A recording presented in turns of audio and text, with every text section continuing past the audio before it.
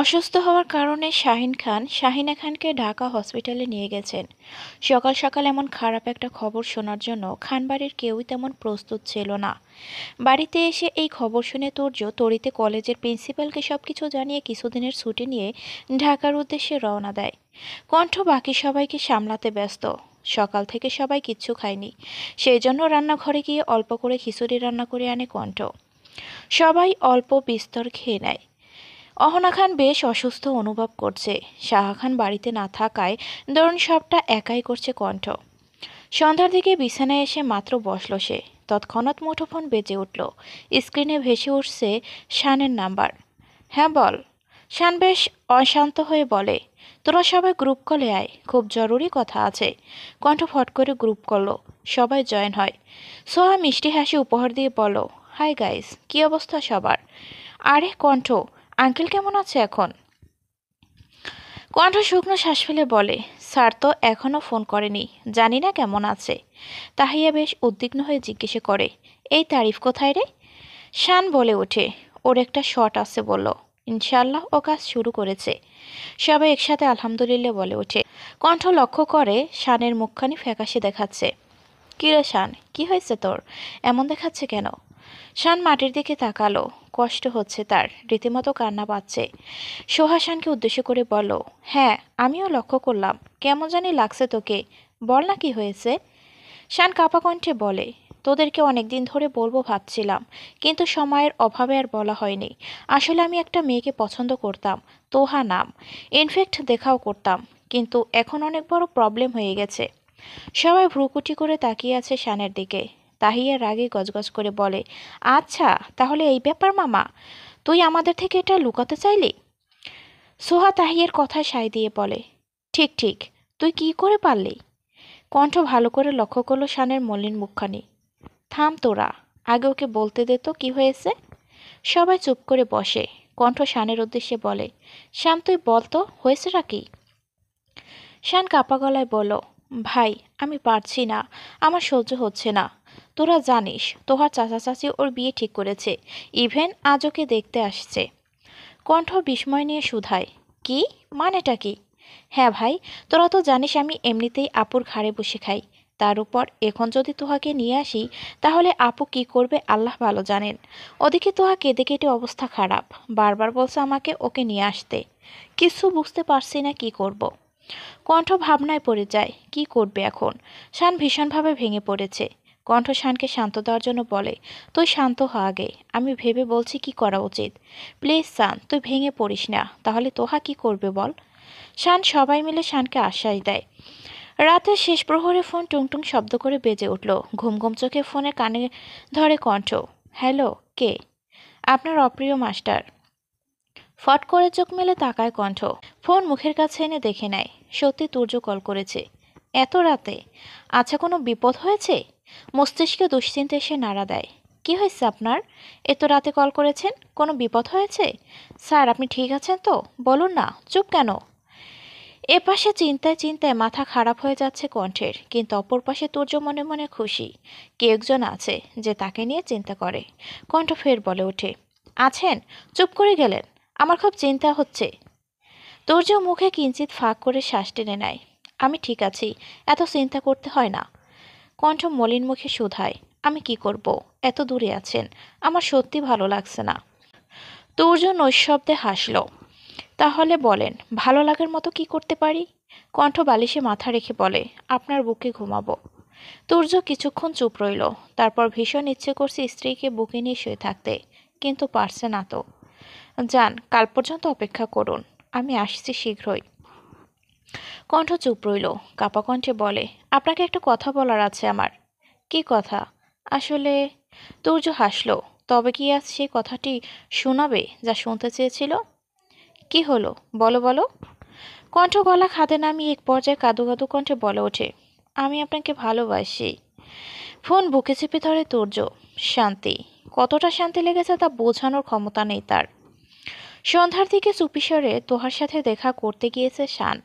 দরজায় টোকা পড়া মাত্রই তোহা আস্তে ধীরে পা টিপে টিপে গিয়ে দরজা খুলে দেয়। শানকে দেখে চোখের পাতা ভারী হয়ে আসে তোহার। শান তর্জনী আঙুলের সাহায্যে চুপ থাকতে বলে, হাত ধরে ওর রুমে যায়। দরজা বন্ধ করা মাত্র তোহা হাউমাউ করে কেঁদে উঠল। শুনেন না, আমাকে নিয়ে যান, আমি এখানে থাকবো না। শান আলগোছে জড়িয়ে ধরে তোহাকে। তোহা অভিমানী কন্যার ন্যায়। আপনি কেন আসলেন না সকালে? আমাকে ওদের সামনে কেন বসতে হলো? কেমন প্রেমিক আপনি? শানের কষ্ট হচ্ছে। সে চেয়েছিল আসতে, কিন্তু পারল না। এখনও আসতো না, কিন্তু প্রিয় মানুষকে একটিবার দেখার জন্য তাকে আসতেই হলো। কি হয়েছে, কিছু বলছেন না কেন? শান তোহাকে ছেড়ে দেয়, খানিকটা দূরত্ব বজায় রেখে বলে, আসলে তোহা, আমার তোমাকে কিছু জরুরি কথা বলার আছে। তোহা ক্ষণিকের জন্য থমকে গেল। কি হয়েছে আপনার? এভাবে সরে গেলেন যে? শান বেশ গুরু গম্ভীর কণ্ঠে বলে উঠল, আমি তোমাকে এটাই বলতে এসেছি, আমাকে ভুলে যাও। তোমার চাচা চাচি যাকে পছন্দ করেছে তাকেই বিয়ে করো। তোহা কিছুক্ষণের জন্য থমকে যায়, নিজের কানকে বিশ্বাস করতে পারছে না। এই কি বলছেন এসব? কি ভুলে যাব? বিয়ে করব? শানের বাহু ধরা মাত্র শান সিটকে দূরে সরে যায়। যা শুনছো তাই, আমি তোমাকে বিয়ে করতে পারবো না, এটাই সত্যি। তোহা এক পর্যায়ে কেঁদে দেয়। কি বলছেন এসব? প্লিজ এসব বলবেন না। আমি আপনাকে ছাড়া বাঁচতে পারবো না। প্লিজ এসব বাদ দাও। আমার ভালো লাগছে না আর এই রিলেশন। তাই আমি চাই তুমি তোমার মতো থাকো আর আমাকে আমার মতো থাকতে দাও। শান যেতেই চায়, তৎক্ষণাৎ তোহা ওর হাত আঁকড়ে ধরে। না না, এসব হতে পারে না। আপনি আমাকে ছেড়ে যেতে পারেন না, প্লিজ। শানকে বাহু আটকানোর চেষ্টা করে তোহা, কিন্তু সে থামল না, চলে গেল। তোহা ফ্লোরে বসে পড়ল। শান বাইরে এসে মুখ চেপে কাঁদে। ছেলেদের কাঁদতে নেই, কিন্তু সে আটকাতে পারছে না। আমি তোমাকে ভালোবাসি তোহা। জামাকাপড় গুছিয়ে নিচ্ছে নীলা, ওদেরকে সাহায্য করছে সাফিন। পরশু ওদের ফ্লাইট, অবশেষে দুজনে আবার বাড়ি ফিরবে, তাই ভেবে আনন্দ লাগছে তাদের। এই যে মহারানী, এখন ঘুমান, সকালে উঠতে হবে তো। নীলা শাফিনের কথায় মুচকি হেসে বলো, আচ্ছা ঠিক আছে, বকে নাও। শাফিন আলগোছে জড়িয়ে নেয় নীলাকে। এদিকে আনিকা আহমেদ সোফায় বসে আছে। ওনার পাশে এসে বসেছে শাহাদ আহমেদ। কি গো, হঠাৎ এভাবে বসে আছো যে? আনিকা আহমেদ মন খারাপ করে বলে, কতদিন হলো তোমার ছেলেটা একেবারের জন্য আমার সাথে দেখা করেনি। ফোন করেছে, কিন্তু কথা বলল না আমার সাথে। শাহাদ আহমেদ ফিক করে হেসে দিলেন। স্ত্রী, তাই সেই আগের মতোই অভিমানী রয়ে গেল। আচ্ছা, এই জন্য রেগে আছো? আনিকা আহমেদ মলিন মুখে বলেন, রাগ নয়, ছেলেটাকে অনেকদিন তো হলো দেখি না। মেয়েটার সাথে কথা হলেও ছেলেটার সাথে তো হয়ই না। শাহাদ আহমেদ কিছু বলতে যাবেন, তার পূর্বে আহাদ আহমেদের ফোন আসে। জরুরি এক মিটিং আছে তাদের বিকেল 3টার দিকে, যাওয়ার জন্য তলব করেছে। শাহাদ আহমেদ আনিকাকে বিদায় জানিয়ে বেরিয়ে পড়ল। আনিকা আহমেদ একাকী বসে রইল। ওদিকে তনয় আহমেদ দুজনের জন্য 2 কাপ চা এবং মুড়ি মাখা নিয়ে আসে। এই নে ছোট, এগুলো খা, তাহলে মন ভালো হয়ে যাবে।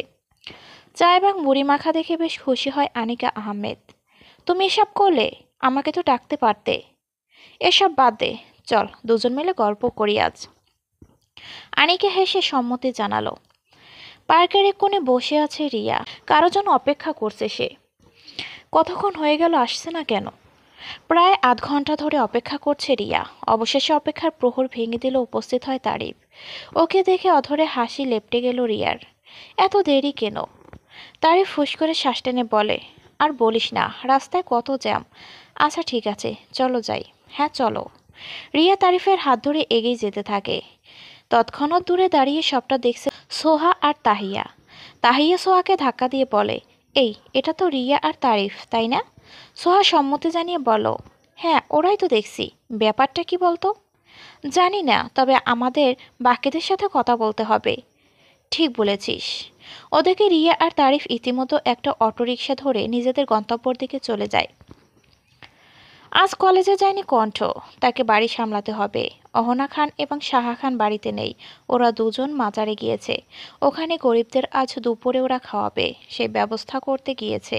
বাড়িতে কেউ থাকতে পারবে না, তাই কণ্ঠ থেকে যায়। পুরো বাড়িতে একা আছে কণ্ঠ। অল্প রান্না করে নেয় সে। রান্না শেষে বেসিনে হাত ধুয়ে বের হয় সে। সদর দরজা বন্ধ করে নিজের ঘরের উদ্দেশ্যে দোতলায় যেতে লাগে, কিন্তু হঠাৎ উপর থেকে কিছু শব্দ শুনতে পায় সে। কি হলো? ওইটা কিসের শব্দ ছিল? মনের মধ্যে ভয় কাজ করছে কণ্ঠের।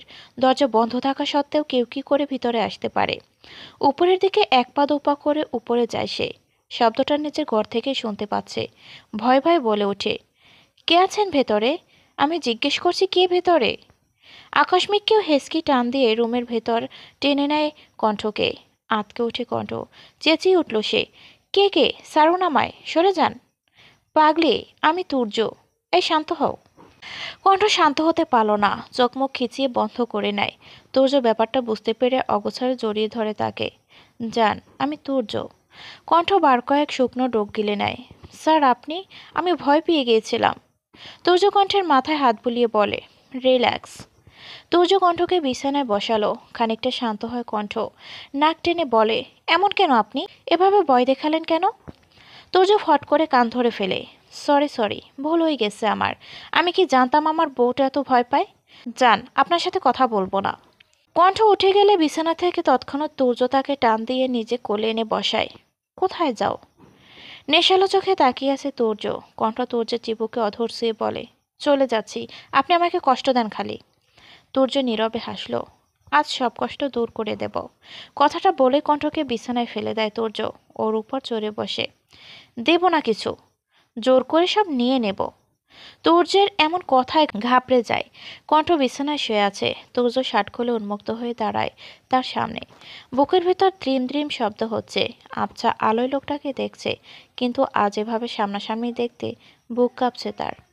তুর্য তৎক্ষণাৎ কণ্ঠের উপর চলে আসে, কপালে গাড়ে চুম্বন এঁকে দেয়। আপনি অদ্ভুত সুন্দর স্যার। কথাটা ফিসফিস করে বলে ওঠে কণ্ঠ। তুর্য কণ্ঠের কানের লতিতে হালকা করে কামড় দিয়ে বলে, আমার থেকে আপনি একটু বেশি সুন্দর। ব্যথায় কোকিয়ে ওঠে কণ্ঠ। ব্যথা লাগলো? ইস, আরেকটু দেই। কণ্ঠ নাক ফুলালো। ধাক্কা দিয়ে তুর্যকে বিছানায় ফেলে উপরে উঠে বসে। খানিকটা নিচু হয়ে হাত দুটো দুপাশে চেপে ধরে বলে, এবার আমি দেব। কণ্ঠ তুর্যের সাবদারি যুক্ত গালে কামড় দিচ্ছে। ব্যথা পেলেও প্রকাশ করে না তুর্য। তার শান্তিই লাগছে প্রচুর। একটা সময় পর কণ্ঠ তুর্যের বুকে হামলে পড়ে, পাগলের মতো নিজের অধর ছুঁয়ে দেয়। এক সময় ফের কণ্ঠ তুর্যের বলিষ্ঠ দেহের নিচে চাপা পড়ে যায়। ফোনে যা বলছিলে আবার বলো। কণ্ঠ তুর্যকে শক্ত করে জড়িয়ে ধরে। আমি তোমাকে ভালোবাসি। আবার। কণ্ঠ ফিক করে হেসে উঠল। আমি আপনাকে ভালোবাসি, আমি আপনাকে ভালোবাসি, আমি ভালোবাসি জান, ভীষণ ভালোবাসি। দুইটি দেহ মন আত্মা আরও একবার আদিম খেলায় মত্ত হয়ে যায়। আপনি কিন্তু বললেন না কিছু আমায়। তুফাইল ল্যাগেজ গুছিয়ে রাখছে। অরিন ফ্রেশ হয়ে এসে দেখে তার জিনিসগুলো গুছিয়ে ফেলেছে সে। অরিন কিছুই বুঝতে পারছে না কি হচ্ছে, তাই প্রশ্ন করে তুফাইলকে। সে দীর্ঘশ্বাস ফেলে বলো, কিছুক্ষণ পর আমাদের ফ্লাইট, তাড়াতাড়ি তৈরি হয়ে নাও। কথাটা বলেই যেতে নেয়। অরিন তাকে থামিয়ে বলে, আপনি আমাকে আমার কথার উত্তর দেননি। হুশ করে শ্বাস টেনে নেয় তুফাইল। ফ্লাইটের টাইম পাস করার জন্য তো কিছু চাই, তখন সব বলবো। অরিন মলিন মুখে বলে, আমার খুব খিদে পেয়েছে। তুফাইল শান্ত দৃষ্টিতে তাকালো তার দিকে। একটু অপেক্ষা করো, খাবার নিয়ে আসছি। আচ্ছা। সহিতা বেশ সেজেগুজে বেরিয়ে গেল। কোথাও একটা যাচ্ছে সে। সে আর যাই করুক, অন্তত তুর্যকে ছেড়ে থাকতে পারবে না। ফোন বের করে কাউকে কল করে সহিতা, হ্যালো, কই আপনি? যা বলেছি করেছেন? ওপাশ থেকে আগন্তুক বলে ওঠে, হ্যাঁ ম্যাম, সব ঠিক আছে। সহিতা বেশ আনন্দিত হয়। এইবার বেশ হবে। শয়তান মেয়ে আমার তুর্যকে নিয়ে টানাটানি করে। আমার প্রথম একবার বিয়ে হয়েছিল, বলতে পারো ভুল মানুষের সঙ্গে। জানো, সে তাকে ছুতে পর্যন্ত দেয়নি। ব্যাপারটা হাস্যকর, তাই না? কথাটা বেশ তাচ্ছিল্যের সঙ্গে বলে ওঠে তুফাইল। অরেন তুফাইলের কথা শুনে হতবাক। তুফাইল নিচে তাকিয়ে আবারও বলতে শুরু করে, সুনয়না নাম তার, অসম্ভব সুন্দর দেখতে। আমার মা আনিকা আহমেদ পছন্দ করেছিল তাকে। ওকে যেদিন দেখেছিলাম সেদিন প্রেমে পড়েছিলাম। ওনাকে আমাকে ভালোবাসতো। সবার সম্মতিতে আমাদের বিয়ে হয়। কিছুক্ষণের জন্য থামে তুফাইল। অরিন অকপটে জিজ্ঞাসা করে, তারপর? তুফাইল স্ফীত হেসে বলে, বাসর ঘরে আমাকে বলেছে তাকে যেন নাচই। আমার নাকি এখনও সেই অধিকার নাই। অরিন আশ্চর্য হয়ে বলে, কি? আপনি তো স্বামী, তাহলে কেন শুতে পারবেন না? ও আমাকে সেদিন নানা যুক্তি দেখিয়েছে। তুমি জানো অরিন, আমি অনেক চেষ্টা করেছি ওকে খুশি করতে, কিন্তু ওর মন পায়নি। আমার মা কতবার তাকে বলেছে, তোমার পছন্দ করা মেয়ে কোনো কিছুতেই খুশি হয় না। একদিন সকালে বাড়ি থেকে বের হয়েছিল সুনায়না। ও মাঝে মাঝে এটা সেটার জন্য বের হয়, কিন্তু সেদিন যে গিয়েছিল আর ফিরেনি। আমি কখনো ভুলতে পারিনি সুনায়নাকে। অরিন নীরবে অশ্রু ফেলে। তাকে যখন বলতে পারেনি, তাই তার সাথে জড়িত হলো কেন? তুমি কি ভাবছো আমি জানি সুনায়নাকে ভালোবাসা সত্ত্বেও কেন তোমার সাথে জড়ালাম, তাই তো? অরিন উপন্যাস মাথা নাড়ালো। তুমি জানো তোমার চঞ্চলতাকে ভালোবেসে ফেলেছি আমি। তোমাতে আটকে গেছি। এখন আমার একটা ভয় লাগছিল, কোথাও আমি বিবাহিত জেনে ছেড়ে চলে যাবে না তো। আমি একবার হেরেছি, সহ্য করতে পারবো না এবার। অরিন নিশ্চুপ, কোনো কথাই বলছে না সে। ওদিকে আশেপাশে সবাই ঘুমিয়ে পড়েছে। ফ্লাইট কাল ভোরবেলায় ল্যান্ড করবে। তুফাইল অরিনের হাত শক্ত করে ধরে। প্লিজ অরিন, রাগ করো না। আমি সত্যি তোমাকে কাছে রাখতে এসব করেছি। অরিন হাত জাড়া দিয়ে ছাড়িয়ে নেয়। ওনাকে ভালোবাসেন তাই না? তাহলে আমাকে বিয়ে করার মানে কি? ফুপিয়ে কেঁদে উঠল অরিন। তুফাইল অরিনকে টান দিয়ে নিজের কাছে নিয়ে আসে। আলতো করে ওর অধর আঁকড়ে ধরে তুফাইল হাত ঢুকিয়ে দেয় চুলের মধ্যে। অরণের শ্বাস ভারী হয়ে আসছে, কিন্তু তুফাইল তাকে ছাড়ছে না। একসময় তুফাইল অরিনের কোমর টেনে জড়িয়ে ধরে। কিঞ্চিত দুজনে আলাদা হয়। জোরে জোরে শ্বাস টানতে থাকে অরিন, কিন্তু তুফাইল তাকে ছাড়তে প্রস্তুত নয়। টেনে আবার অমৃত সুধা পান করে। একটা সময় অরিন তার শরীরের ভার ছেড়ে দেয়। তুফাইলের বুকে হাত রাখে। দুজনের মধ্যে এক অনুভূতির উদ্ধত হয়। হুট করে তুফাইল অরিনের বুকের মাঝে বরাবর কামড়ে দেয়। কোকেই উঠল অরিন। দুহাত তুফাইলের চুল খামচে ধরল। কি করছেন? আশেপাশে লোকজন আছে। তুফাইল নিজের ঠোঁট কামড়ে ধরে। তার মধ্যে ভালোবাসা, কাছে পাওয়ার তীব্র ইচ্ছা, সব দিশেহারা করে দিচ্ছে তুফাইলকে। সে রীতিমতো ঘাপটি মেরে বসে থাকে। অরিন চোখ বন্ধ করে চুপচাপ বসলো। তার কেমন জানি বেশ শীত লাগছে। নিজের জ্যাকেট খুলে অরিনকে জড়িয়ে নেয় তুফাইল। আনমনে হেসে ওঠে অরিন। মাঝরাতে ঘুম থেকে উঠে পড়ে কণ্ঠ। প্রচণ্ড রকম ভয় হচ্ছে তার। জাপটে জড়িয়ে ধরে তুর্যকে। আমার ভীষণ ভয় করছে। তুর্য গুমগুম চোখে তাকায় কণ্ঠের দিকে। বুকে আসো আমার। তুর্য কণ্ঠকে টেনে নেয়। কণ্ঠ জাপটে ধরে তাকে। তুর্য কণ্ঠের কপালে চুমো দিয়ে বলো, আমি আছি তো, ভয় কিসের? কণ্ঠ ভ্যাবা করে কেঁদে বলে, স্যার আমার মনে হচ্ছে খাটের নিচে একটা ভূত বসে আছে, আমাকে ডাকছে। আমি সাড়া না দিলে এই ভূতই আমায় টেনে নিচে নিয়ে যাবে। তুর্য ফিক করে হেসে উঠল। তাই? হ্যাঁ, ওই তো আসছে। বাবা গো, বুকে ঢুকিয়ে নিন। তুর্য একদম বুকে শক্ত করে চেপে ধরে কণ্ঠকে। পাগলি, পাগল, তুমি, নট, আপনি। আচ্ছা ঠিক আছে, নট ঠিক আছে। আপনি পাগল, আমি পাগলি। ডান ডান। তুর্য এবার শব্দ করে হেসে উঠল। আচ্ছা পাগলি, এবার ঘুম। হুম, শরীরে ব্যথা। তুর্য কণ্ঠের কানের লতিতে চুমো দিয়ে বলল, সকালে ওষুধ খেয়ে নিলে কমে যাবে। না, একটু হাত বুলিয়ে দেন। কোথায়? এখানে। কণ্ঠ নিজের পেটে ইশারা করলো। তুর্য মুচকি এসে নিচু হয়ে অধর ছুঁয়ে দেয় কণ্ঠের পেটে। অবশেষে চোখ বুঝে নেয় কণ্ঠ। সকাল সকাল ঘুম থেকে উঠে দরজা খোলা মাত্র শাফিনকে দেখে পিলে চমকে উঠে সাহা খান। শাফিন, আমার ছেলে। সাহা খান শাফিনকে জড়িয়ে ধরে কেঁদে দেয়। শাহিন খান দোতলা থেকে নেমে আসেন। শাফিন, কখন এলে? জানালি পর্যন্ত না। শাফিন আর নীলা দুজনে ভেতরে ঢুকে। দুজনেই সালাম করে সাহা খান এবং শাহিন খানকে। কণ্ঠ নীলাকে দেখে আত্মহারা হয়ে ওঠে। আপু! দৌড়ে সে জড়িয়ে ধরে তাকে। নীলাও প্রায় ছুটে যায়। শাফিন চেঁচিয়ে উঠল, আস্তে নীলা। সবাই অবাক হয়ে শাফিনের দিকে তাকালো। সাহা খান বেশ উৎফুল্ল হয়ে জিজ্ঞাসা করে, শাফিন, তুই হঠাৎ ওকে আস্তে চলতে বলি কেন? শাফিন মুখে হাসি ঝুলিয়ে বলো, তোমরা যা ভাবছো তাই। তোমাদের বৌমা মা হতে চলেছে, আর তোমরা দাদা দাদি। বাড়িতে নতুন অতিথি আসছে শুনে খুশিতে আত্মহারা হয়ে ওঠে সবাই। কণ্ঠ শক্ত করে জড়িয়ে ধরে নীলাকে। সে বেশ লজ্জা পায়। ওদিকে মিষ্টির প্লেট নিয়ে আসে অহনা খান। দেখি, হাঁ করো তো মা। নীলের মুখে মিষ্টি তুলে দেয় অহনা খান। সবাই বেশ ব্যস্ত হয়ে ওঠে ওদের নিয়ে। এই সবের মধ্যে কণ্ঠের বেশ রাগ হয়। সেও তো মা হতে চায়। তাহলে তার বেলাও সবাই কত খুশি হবে। অনেকদিন পর কলেজে পা রাখলো কণ্ঠ। সবাই ক্যান্টিনে বসে আছে। কণ্ঠ এসে ওদের সাথে যোগদান করে। হেই গাইস, কি অবস্থা তোমাদের? ক্লাসে না গিয়ে এখানে? কণ্ঠ লক্ষ্য করে দেখলো সবার মুখে চিন্তার ছাপ। কি হয়েছে তোমাদের? কি নিয়ে ভাবছিস? তারিফ শুকনো শ্বাস ফেলে বলে, আর বলিস না কণ্ঠ, শানের অবস্থা খুব খারাপ। কেন, কি হয়েছে ওর? তারিফ, সোহা, তাহিয়া, রিয়া সবাই কণ্ঠকে আস্তে আস্তে সবটা খুলে বলে। সব শুনে চল শক্ত করে নেয় কণ্ঠ। গুরু গম্ভীর কণ্ঠে বলে উঠল, কোথায় আছে ও এখন? ক্লাবের এক পাশে বসে আছে শান, হাতে তার ড্রিঙ্কস। আশেপাশে অনেক আওয়াজ হচ্ছে। কণ্ঠ শানকে দেখা মাত্র এগিয়ে গেল। কণ্ঠকে দেখে চমকে ওঠে শান। কণ্ঠ, তুই? আরে তোরা সবাই এখানে কি করছিস? কণ্ঠ তাচ্ছিল্যের হাসি হেসে বলে, আমিও ভাবতে পারিনি তুই এসব করবি। শান মাথা নত করে নেয়। আমি সত্যি পারিনি রে। কণ্ঠের প্রচণ্ড রাগ হয়, সে না চাইতেও শানের গালে থাপ্পড় বসিয়ে দেয়। কণ্ঠ! সোহা কিছু বলতে যাবে তার পূর্বে কণ্ঠ তাকে হাতের ইশারায় থামিয়ে দেয়। শান গালে হাত চেপে ধরে। তুই আমাকে? হ্যাঁ, আমি তোকে থাপ্পড় দিয়েছি। কি পারলি না তুই? একটা মেয়ে ওভাবে ছেড়ে চলে আসলি?